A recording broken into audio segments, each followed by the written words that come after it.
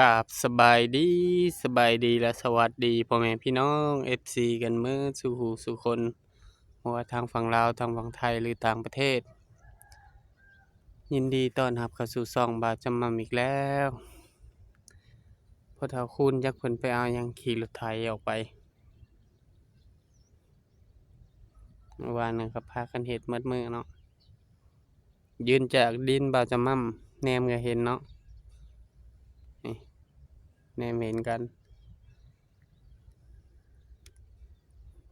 จากสนดินบาจำมัมมาหาปะเท่าตู่ปะเท่าคูณตู่เป็นเท่าคำเป็นเท่าคำเพิ่นเมื่อน้ำเช้าละเมื่อวานนี่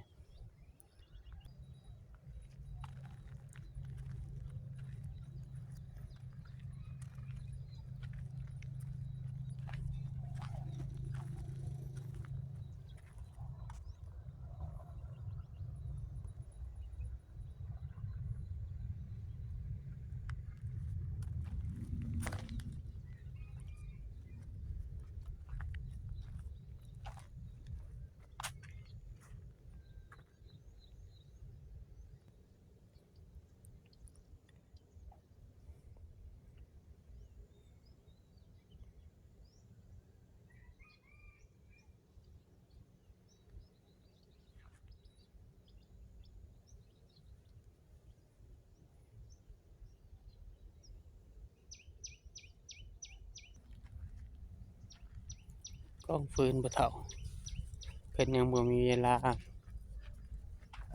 ยังบ่มีเวลาไปหาพดเจ้าว่าเพิ่นไปเอาพดไม้ไปจักเห็นเอารถไถไปคือสิแม่นไปเอาพดไม้แต่เช้ามาถม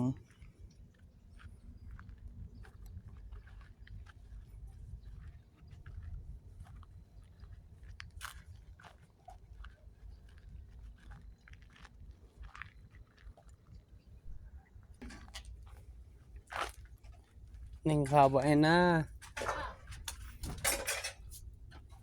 แม่เฒ่าบ่ได้ออกมาบ่มื้อนี้บ่เพิ่นตัดพื้นอยู่พุ่นบ่ตัดพื้นพุ่นเออเจ้าขวดแล้วเบิดแล้วทานเจ้าเนาะ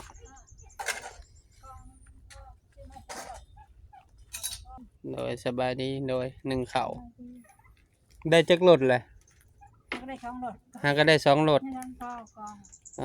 อ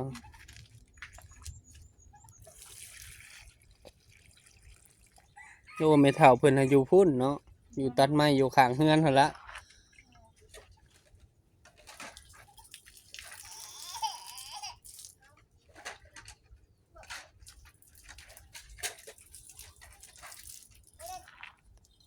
พุ่นป้าของปะนางจูดแล้ว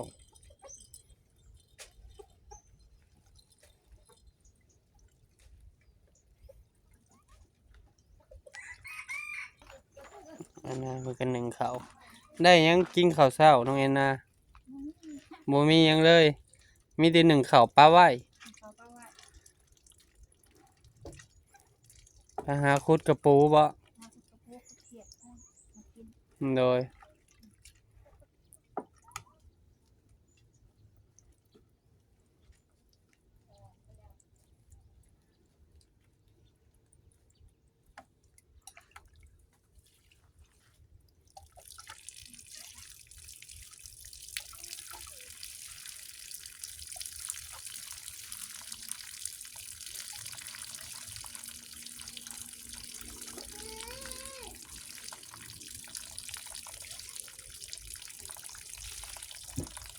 น้องแอนนาก็บ่มีหยังกิน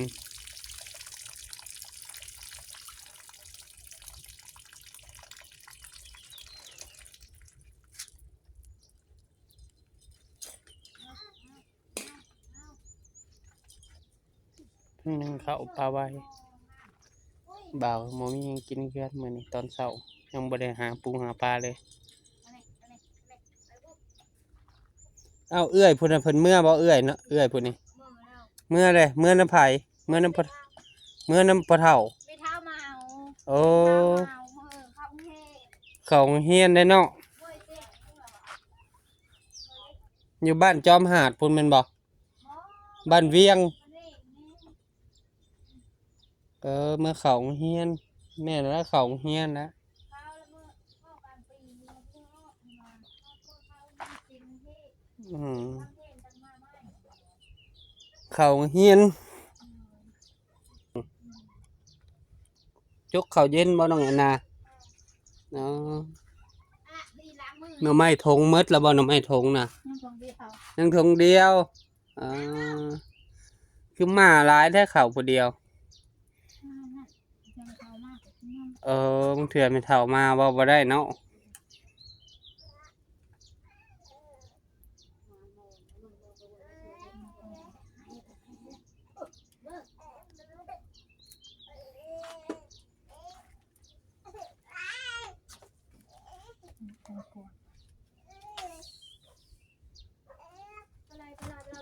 จะอยู่ผู้เดียวบ่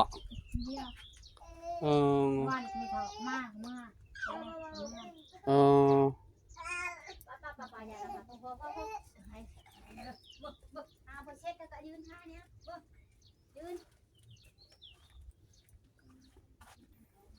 เดือนหน่อไม้ทงหนึงผักขะแยงเก็บไว้หลายบ่พอได้อันนั้นใช้อยู่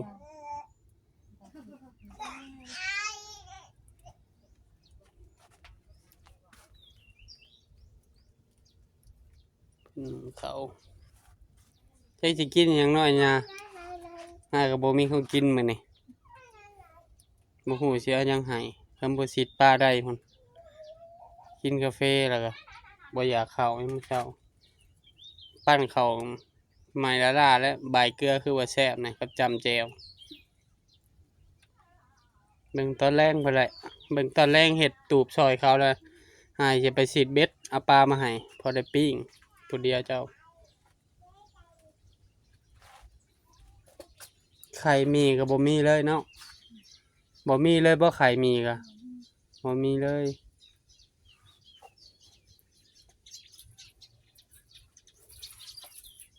น้องเพิ่นก็บ่มีของอยู่ของกิน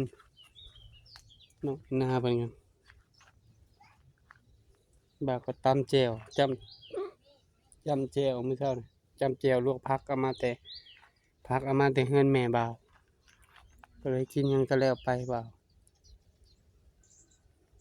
น้องเพิ่นสิไปหาขุดกระปูว่ะ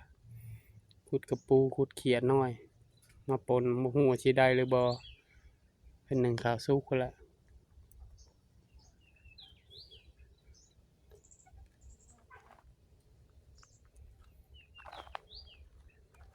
เจ้าได้หยังกินซะน้อย ต้มไข่ ต้มไข่ต้มไข่ให้ลูกสบายดีสาวน้อยสบายดีต้มไข่พอเฒ่าเพิ่นไปตัดผดบ่คือได้ยินเสียงรถไถกายไปคนก็บ่อยู่จอบๆนี่เด้อออกมาอยู่นอกแหน่เบิ่งแหน่ย่านนั้นนั่นนี่หายได้เครื่องมือน่ะ เพิ่นไปเอาเลยเพิ่นว่าไปเอาไม้บอกเพิ่นว่า เอาไม้ เพิ่นว่าไปเอาไม้หรืออะไร ไผโทรมาเอาไม้อยู่เฮือนบ่าวพามีบ่ แม่เจ้าไปตัดผม โอ้คิดว่าเพิ่นไปตัดผดได้บ่แม่นเนาะ ลาบไม่เท่าแล้วไปหาไปเอาไม้แล้วว่า โอ้บ่ฮู้ว่าไม้หยังจักอะจักไม้หยังออกมาอยู่นอกแหน่มันบ่มีไผอยู่นอกแหนมเบิ่งย่านกายพี่มานั่งลิ้นแถวพี่เห็นชาวน้อยคือว่าพอเฒ่าคูณไปตัดผลไม้เหรอ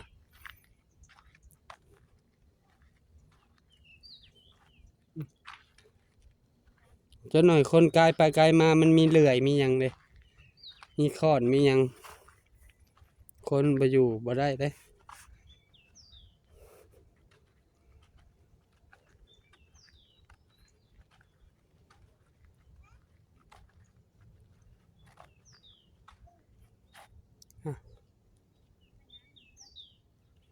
นี่มันลิ้นเตียงให้ลูกให้นั่งอยู่เตียงพูนี่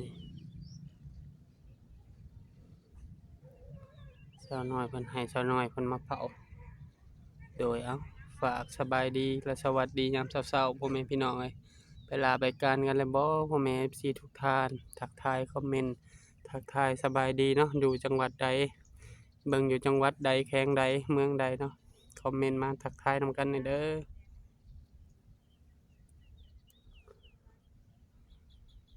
โดยขอบบุญขอบคุณผู้ใหญ่ใจดีที่ช่วยเหลือผู้เฒ่าคูณเนาะผ่านบ่าวพามีเฮ็ดสำาเฮ็ดเรือนและให้ผู้เฒ่าคูณพอได้อยู่เนาะขอให้ผู้ใหญ่ใจดีเพิ่นมีสุขภาพร่างกายแข็งแรงปราศจากโรคภัยไข้เจ็บคิดสิ่งใดก็ให้ได้สิ่งนั้นสมความมุ่งมั่นปรารถนาทำมาค้าขายซื้อได้ขายมาเฮ็ดธุรกิจอันใดประสบผลสำเร็จในหน้าที่การงานไปไสมาไสตลอดปลอดภัยเด้อโดยฝากพ่อๆแม่ๆพี่ๆน้าๆเป็นกำลังใจให้ครอบครัวบ่าวจำม่ำแหน่เด้อกดติดตามบ่าวจำม่ำกดไลค์กดแชร์อย่าลืมกดกระดิ่งเพื่อบ่พลาดคลิปใหม่ๆของบ่าวจำม่ำโดยเบิ่งคลิปบ่าวจำม่ำโดยบ่ข้ามโฆษณาเนาะดีใจเพื่อมีรายได้จุนเจือครอบครัวเล็กๆน้อยๆโดยเนาะบ่าวจำม่ำก็สิขอตัวลาพ่อแม่พี่น้องเจอกันคลิปหน้าสบายดี